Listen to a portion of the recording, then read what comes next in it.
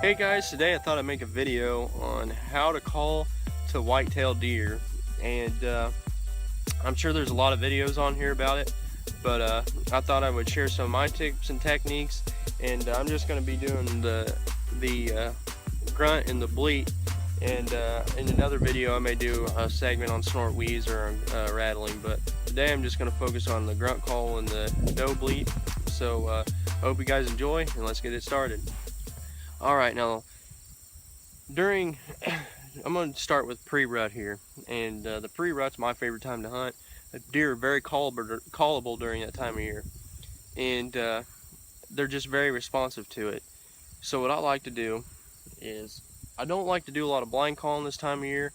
I'll do a little bit, but not a lot. And so what I'll do is I get up in a tree, and if I see the buck physically out in the field or in the timber and he's working a scrape or he's walking, or if he's just there and he's a mature deer, what I'll do is I'll take my call, my grunt call, or my bleat, and I'll face it the opposite direction that deer is at. So let's say the deer's to my left. I'm going to take my grunt call, I'm going to face it kind of behind me, and I'm going to watch him, and I'll look and I'll see if he responds to it. If he looks up and he starts making his way towards me, I'll just let it go from there. So that way he doesn't exactly know where that deer is, he just knows he's kind of in this area. So he'll walk by you, and instead of walking to the tree, he'll walk past the tree over to where the sound come from. So always remember to face your call the opposite direction that deer is located. The same with the bleat is, I'll take the bleat call, and if I see if let's say I grunted at him and he ain't responding, what I'll do is I'll take my bleat call, is I'll face it behind me,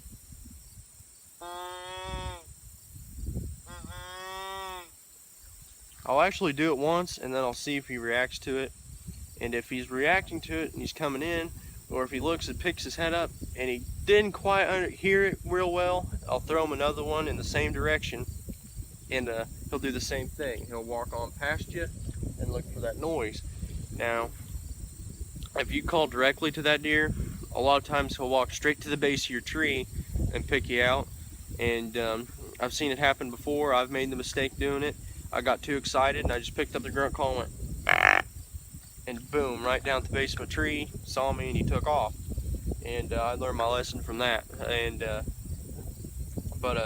when I'm blind calling, on the other hand, let's say there's no deer, I can't see any deer, but I'm sitting in the block of woods, and let's say there may be a deer around within hearing distance that I can't see, is I'll do like a little buck chasing a doe sequence. I'll go,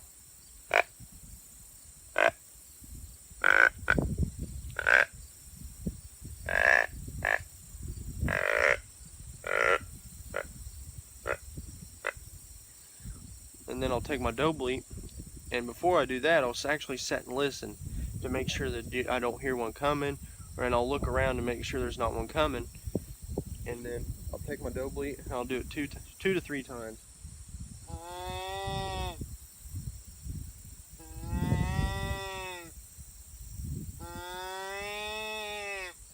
And just kind of change your cadence up a little bit.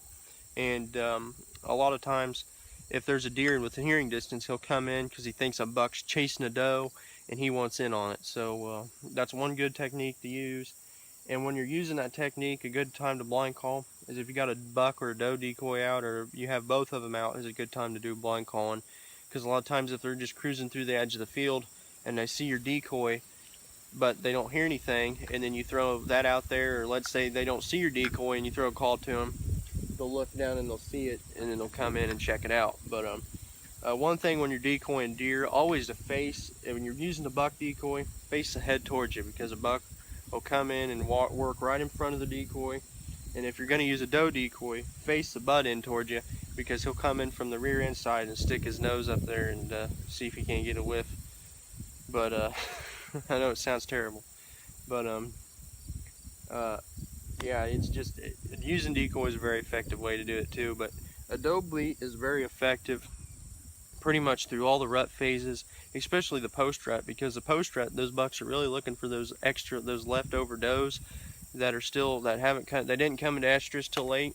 So, and a lot of times they're your younger deer, your 2-year-old does or your 1.5-year-old does. They haven't come in yet. But what I do is I'll take my bleat call, and I'll just kind of watch a buck out there, and I'll have it. A lot of times this is when I use a doe decoy, and I'll really scent the area up with doe, with some kind of doe smell, either if it's urine or estrus or maybe both. But what I do is, if I see the buck out there, or even if I don't, I'll grunt softly,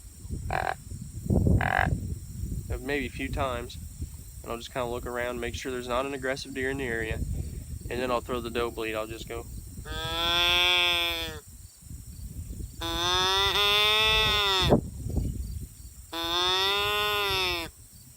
And the doe bleat sometimes is just the key to really killing a big deer.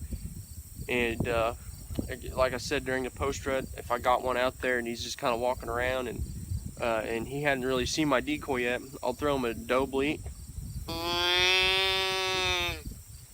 And if he hears it and he looks up and he sees the decoy, 9 times out of 10 he's going to come in and check it out. And if he gets a smell of it, he's going to work around and he's going to try to breed your decoy. And I hope guys, I hope this helped you. And if you guys are really looking for a good grunt call and doe bleat combo, check out the dual stretch back grunt call and the dual micro bleat call. The dual micro bleat call has got 2 sets of adjustments.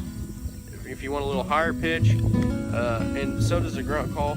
It's got a little band in there, so work it. I always leave mine on. It says TG for tending grunt, and I always leave it on that. So, like I said, guys, I hope this video helps you. And if you have any questions or comments, please leave them below. And if you have any tips for me to use, I would love to hear them. And thanks, guys, for watching, and good luck this fall.